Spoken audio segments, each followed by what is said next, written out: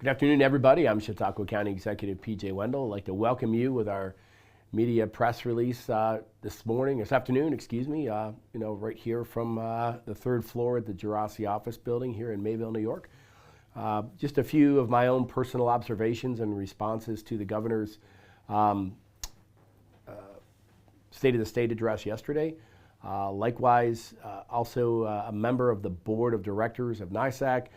So we do have some of NYSAC's responses, which I'm very critical and supportive of, but also yesterday met with county executives across New York State, including New York City Mayor Eric Adams, who technically is one of the 19 county executives here in New York State.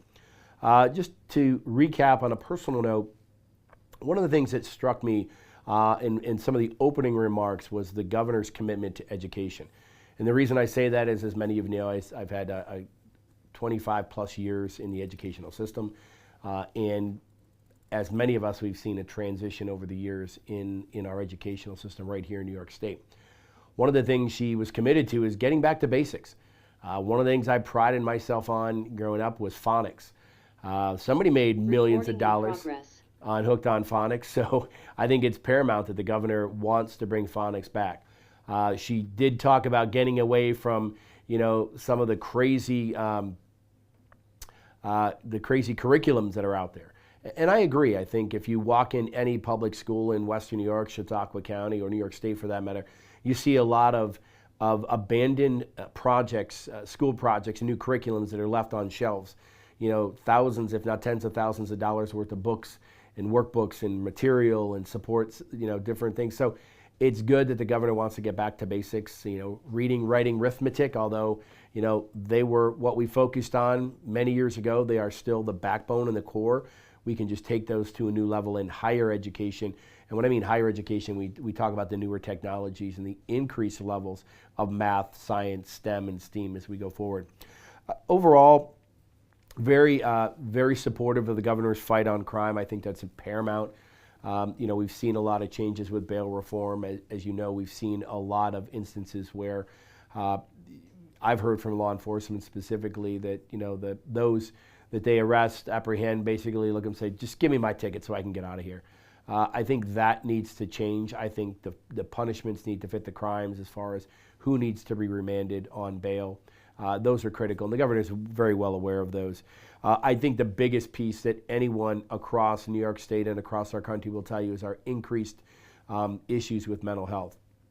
One of the items that the governor also committed to was increased mental health presence in our public schools. I think that's critical. Again, as an educator, my last several years working in a kindergarten, first and second grade building, identifying learning disabilities is very critical at a young age so children can be molded, but the same thing with our mental health issues. These aren't things that are going to be plagued, the children are going to be plagued with for life, but if we can identify, get treatment and counseling at an early age, that will then assist that child, the parents, and the teachers to create a better learning environment for our students. So again, very supportive of increased mental health, not only across New York State for our residents, but also in our public schools. Interestingly enough, the governor was very critical of the change in closing mental health facilities over a decade ago, and in that time, she's been very focused on reversing that trend. So again, hats off. Also looking at some of the things protecting our citizens in consumer protection. Protecting our small businesses for these looters that come in and ransack a business and then have the audacity to take those items that they stole from a store and put it online and profit from that sale. It used to be, the black market. It was something you'd sell from the back of your car, in an alley somewhere. Well, now they're brazen enough that they'll sell this stuff on the internet, something that they may have taken from a small stop or a small retailer, here in New York State. So again, these are all things very supportive of going forward. A couple of things that we touched on from the NYSAC perspective as well as her increased support of agriculture, which is obviously the backbone of Chautauqua County. A reform in civil service, that is critical. As many municipalities, school districts, and everyone can tell you, the civil service component is valuable, but the system itself is antiquated and outdated. So it does need to be reevaluated. Economic workforce development is a critical piece as well. Environment and energy. We have the CLCPA that they passed into law, and they are moving towards a cleaner environment here in New York State. But again, some of those things bring about their own challenges, and it's going to take many, many billions of dollars investment moving forward.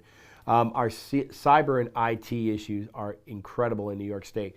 The governor did state she wanted to be the epicenter of AI, artificial intelligence. Well, I support AI. I'm a little mixed right now because we've all seen movies where AI has taken over and it hasn't taken over in a good way. So there is a level of concern, but we all are looking at that. And speaking with other county executives, there have been some AI developments, but there were some unique things that have been brought to light as some have used AI.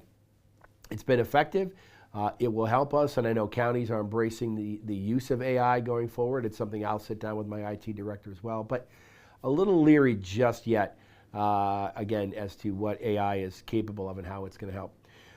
If we're looking at general involvement in government, our courts, higher education, something that I personally have not been in favor of is even year voting. The support was originally going to be a cost savings to counties. That wasn't the case.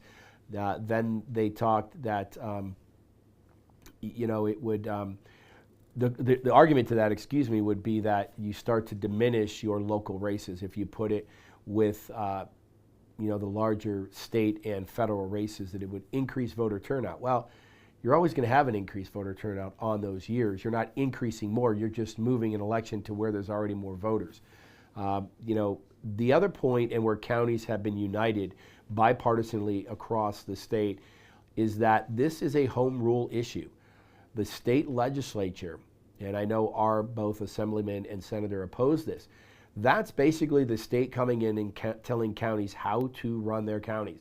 If we wanted to move to an even year voting, we could do that. It's within the power of every chartered county in New York State.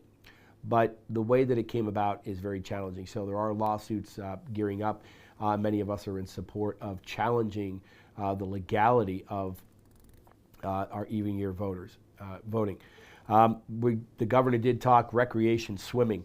I started swimming. I think my parents started swimming at a very young age, almost as when I was able to walk many years ago. But it's critical, learning how to swim and increasing people's abilities to stay safe in water. That is critical. We have many beautiful lakes and recreation areas. We don't want people in those waters that aren't familiar, don't know how to swim. So an increased structure, or an increased effort in funding public pools, but also funding lifeguards and lifeguard training. As a lifeguard many years ago, it's very rigorous training. It's very in-depth. But again, you are responsible for the lives of all of those individuals on your beaches, in your pools, in your recreation areas. So it's really important. Infrastructure, huge piece. We have some infrastructure projects going on here in Chautauqua County, water and sewer, two of the biggest ones. Also talking about public access to broadband and our internet. So again, very supportive of all these efforts.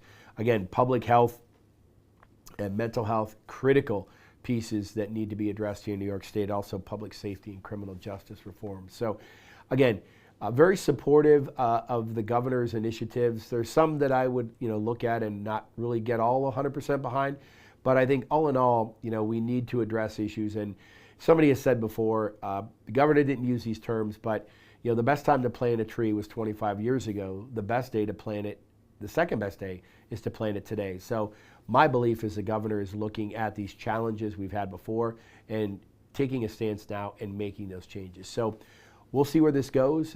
Again, excited about what we were hearing yesterday. A couple things excited me. A couple things, it's the usual rhetoric that we heard. But all in all, it's a challenging agenda for the governor. But I think the most important announcement she's going to have is next week when we see the budget, because all these initiatives cost money. So we'll see where that goes. And our responsibility. The governor mentioned a $4 billion deficit.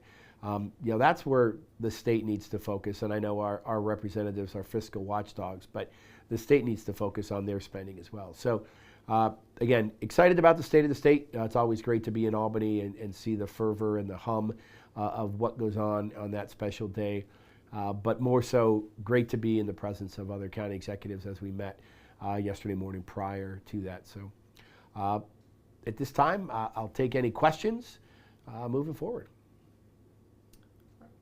Let's start with WRFA and Julia Cecil Hanley. Well, I guess one thing I would ask County Executive is that you're overwhelmingly positive about what came out of the state of state. Was there anything that caused you great concern that you're hearing before the budget comes out? Not necessarily. Like anything else, she talks about the changes, but how are we going to pay for those, right? So that's a concern.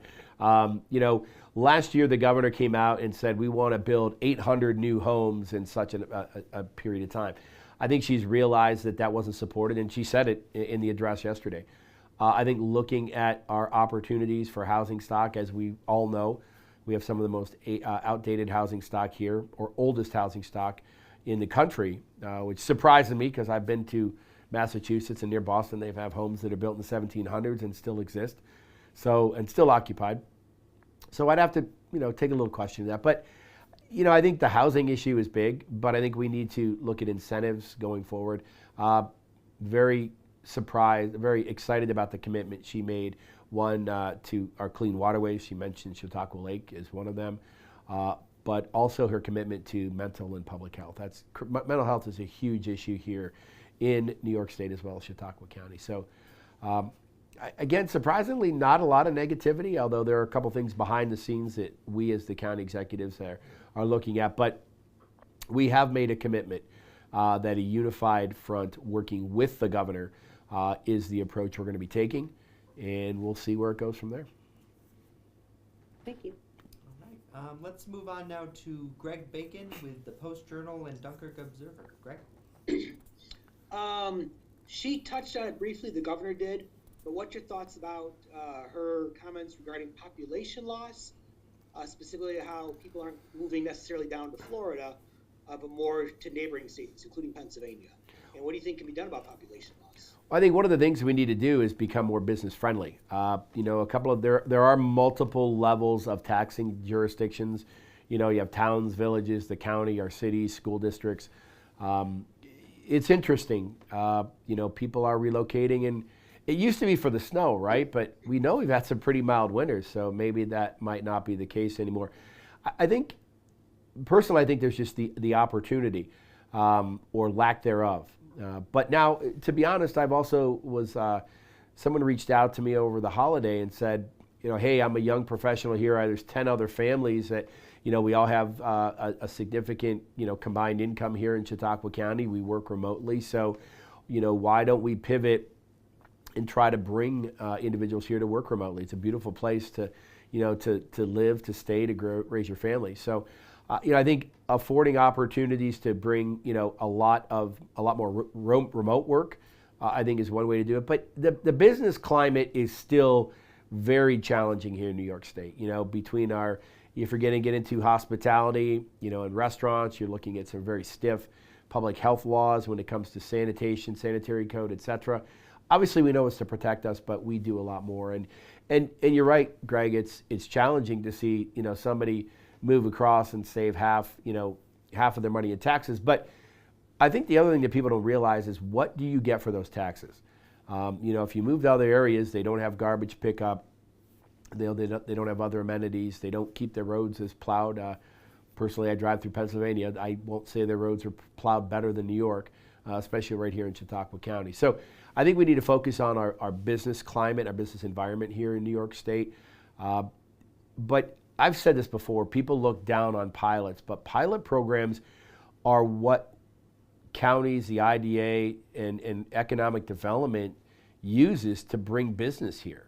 Even the governor herself will tell you that we need to draw more business, but we need to make the accessibility to business, we need to make the taxes more affordable, and we need to make for example, we have significantly increased our minimum wage. If you're, restaurant industry, for example, any of our chains, Burger King, McDonald's, Wendy's, Tim Hortons, the like, you substantially increase your minimum wage, which that cost has to be reflected on your patrons. So I think there's a lot of things. I think that jump in minimum wage is going to be detrimental going forward. But again, we'll see. I think there's a lot of tricks that are up the sleeve of state government that they could change to make it more enticing to stay. But I know there's a lot of people that are moving back. People have moved away and are coming back, and I think that's incredible, and we're going to continue that effort. Thanks. Yep. All right, now let's move to Greg Larson with WDOE.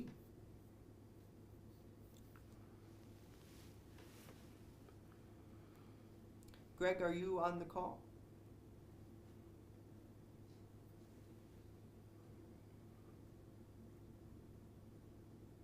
All right, we can go back to him if we'd like. I believe we have someone here from WNY News Now. If you'd like to ask a question, please do. Oh, yes. Hello, Mr. Wendell.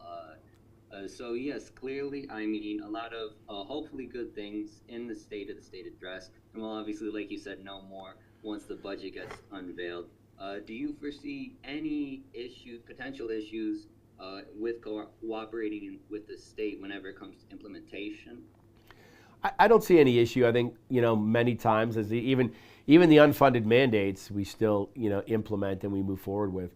I had a great meeting today with another outside agency that we work with to provide grant funding to Chautauqua County. It's a lot of opportunities. So there are initiatives we started. There were unfunded mandates that we could get funded through these grant opportunities at the federal level. So I don't think we're going to not work with the governor. I don't think the county is going to not implement those changes or those mandates. We have to, but our newest county executive, Ed Romaine from Suffolk County, very staunch on pushing back from the unfunded mandates. And again, it's interesting that the state could tell you must do this and you must pay for it, because we're not going to do it. We're not going to pay for it. It's a unique paradigm in government, right? You're being told by the higher authority you must do this and you must pay for it. We're making you do it, but we're not going to help to pay it. So that's a challenge, but this isn't anything new. We all find ways to make this happen, ways to make it work. So I'm optimistic. I think opportunities are going to be there, and we'll deal with it as we have to. And again, if they're mandated, we still have to perform those services. Thank you. Yep. All right, we have someone from WIVB on. I'm not sure if they're just recording, but if someone is there, please ask your question now.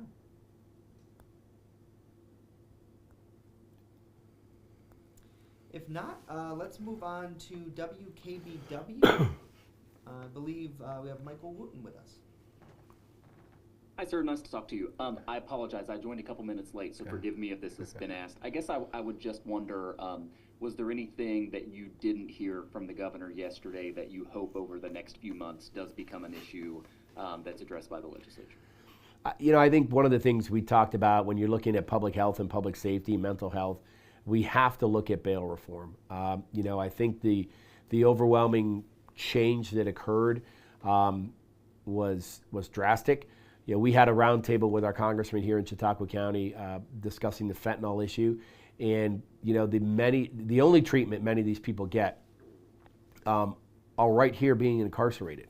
We've had instances where mothers have written letters, asking, how do you please arrest my child so they can get the treatment they need? Because outside, again, even if it's voluntary, they can come in and say, yes, I want to get treatment. They can leave the next day. Drug court does help us accomplish that goal. I was able to attend the drug court graduation ceremony last year. Really excited, and ironically ran into somebody later that evening that I had seen there, and I recognized the person, and I said, wow, no one has ever. She goes, she was a waitress at a restaurant. She goes, I didn't think anybody would ever pay attention to what we did, because drug court has its own stigma. So again, I think realistically, we really need to focus more on bail reform, and we need to make those changes. We need to keep those dangerous people off the streets. I mean, let's face it. We saw what happened in Las Vegas, right? When somebody's trying to say we're gonna give you probation, and you saw what happened, and that was probation. That wasn't even incarceration. So I think we need to look at that. We've had offenders here in New York State who are released and multiple times law enforcement are dealing with these people doing the same crimes. And at what point, basically what it is now is, if you kill somebody, we're going to keep you in jail. But how many times can you commit that crime before somebody gets killed? And that's something that has to change. And that's at the hands of the governor, and the parties in Albany. All right, let's go back to Greg Larson. I'm not sure, Greg, if you're able to unmute. You're welcome to ask your question.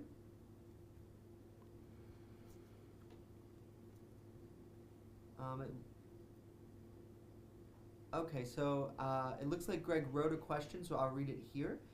He says, Senator George Borrello noted that the migrant crisis was a glaring omission in her State of the State message. Do you share Borrello's concern that she did not announce any policy initiatives to address that issue? 100%. I couldn't agree more.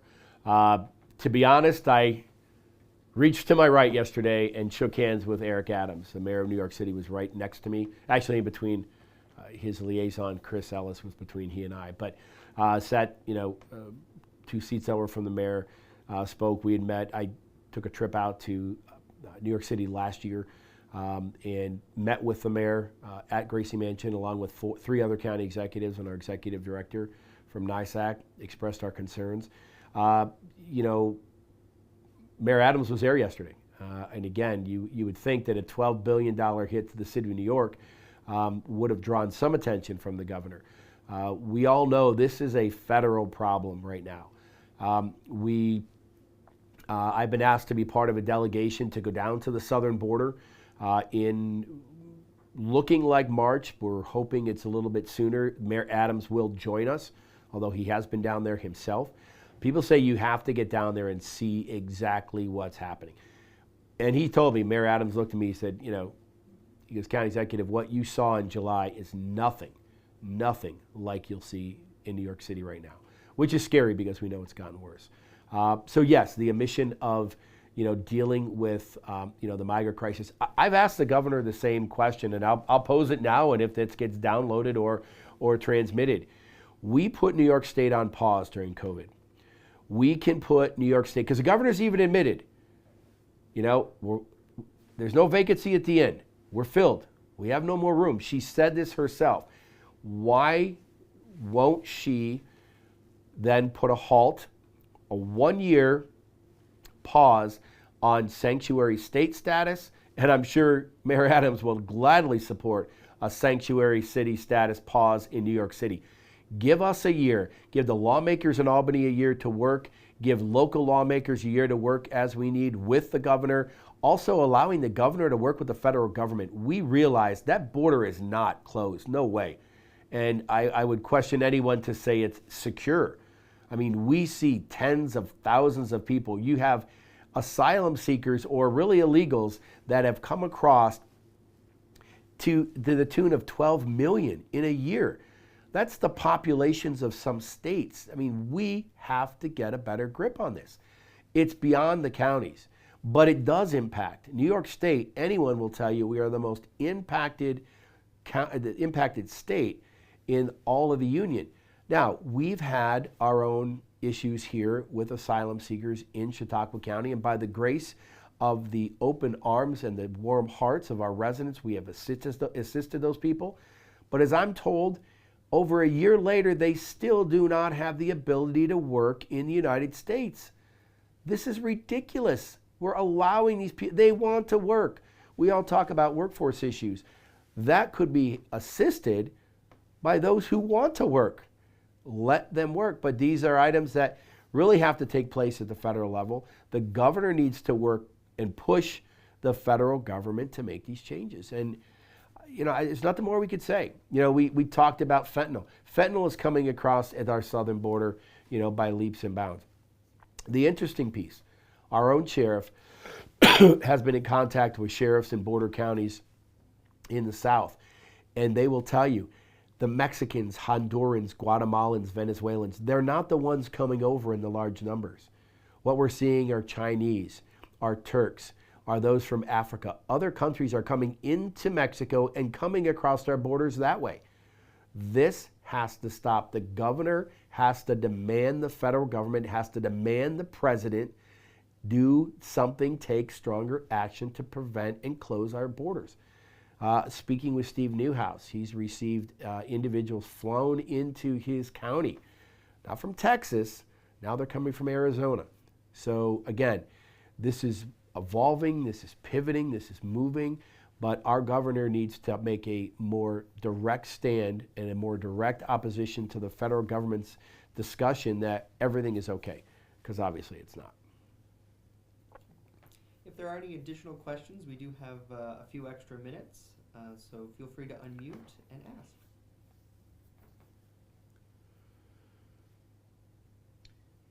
This is Greg Bacon again. Just real quick, has any discussion taken place regarding Brooks Hospital funding? No, again, we have not heard anything on that. That's something, usually around this time we get a call from somebody from the governor's office. Again, we're all in support. They need to release that funding. I've said this to people too. There's two press releases that could be created, right?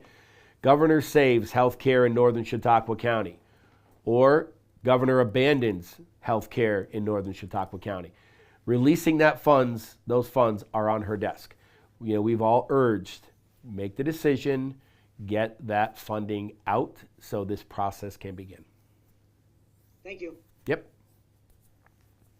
County Executive, this is Julia Cecil Hamley. Yep. My question is, following yesterday's windstorm, what is the situation up in North County today? I was informed there's still about 2,000 to 5,000. I don't know the exact number. It may have changed. Hopefully, it's been going down. But I know this morning there was well over 2,000 people still without power. Heard from some close friends that they hadn't had power since 11 o'clock yesterday. Luckily, this family did have a generator. Very important, you know, when I got there Monday evening, one of the first people I was talking to was Mark Polenkar, as we discussed, you know, what it would look like in Western New York. We both talked about travel advisories, whether they be issued or not. As we have seen, you know, most of the devastation has happened north of the Chautauqua Ridge, so anywhere from Ripley all the way up into, you know, Dunkirk, Fredonia. In fact, in Sheridan, we lost the back portion of our salt shed. It's a vinyl covering, but it's gone. It's a three-sided building. It's down to just two sides now. But again, you know, it's been significant in the northern part of the county. In the southern part, we've dodged the bullet, if you will. Now we're looking at some increased snow. Again, we have it better than others. I know with Steve Newhouse, I was speaking with him in Orange County. They were leaving. He was activating his emergency operations center because with the foot of snow that they had last week, they're expected to get 3 to 4 inches of rain yesterday. So flooding in those areas was increasing. So as you know, lawmakers across New York State, we met and discussed it. But here in Chautauqua County, really most of our damage occurred in the north part. And we've been told crews are out there working diligently. So again, telling anybody, do not approach any down power lines. You know, treat everything as if it's live. Sometimes they may not be active, but they can, you know, reactivate themselves. Hopefully the breakers do trip.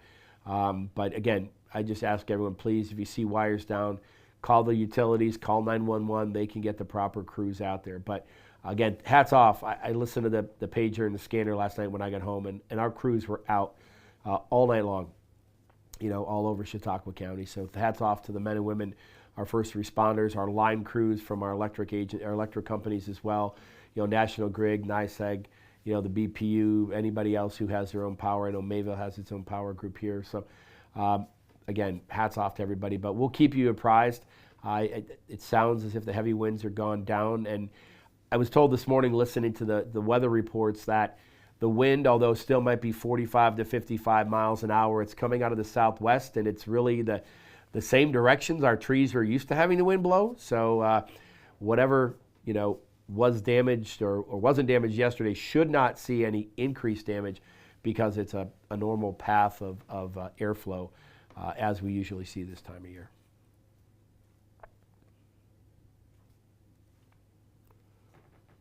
Okay, if we don't have any other additional questions, I just want to Michael, you unmuted. Maybe you can have another one. Yes, sir. Mr. County Executive, can I ask you, obviously, trees down, being without power, those are significant issues. Also, I believe there were 6 different tractor trailers that turned over yesterday. But in terms of property damage, have you gotten any sense of homes, businesses, other property damaged as a result of this, or word of any injuries? I haven't heard any as of yet. I know I'm in close contact with our emergency services director. I did happen to see a couple of structure fires, garage fires that took place. Not sure if that was weather related, but yesterday we did see a large call volume. But to my knowledge, I don't have any information as far as any dollar amount that's been tabulated just yet. But I haven't heard any significant structural damage. But Murphy's Law, I don't want to say anything now. And the next couple of hours we see trees falling on homes or cars. But I did hear there was one. I think there was a limb that fell on or a tree that fell on a school bus, but it didn't sound like anyone was injured. That was Monday morning. So we'll keep an eye out. But as of right now, Mike, I think we dodged the bullet as far as severity and any significant loss of life or injuries. And then just to follow up, I had asked someone with the county yesterday about this. It was interesting that they put the speed limit down to 45, which we had never heard of before for everybody on the entire thruway, which was kind of fascinating. And then in terms of those overturned tractor trailers, when you have the ban on the thruway, they get pushed on to 5 and 20, which I know creates more problems for local officials like yourself. But I don't know that there are any easy answers there, but I wondered if you could react to that.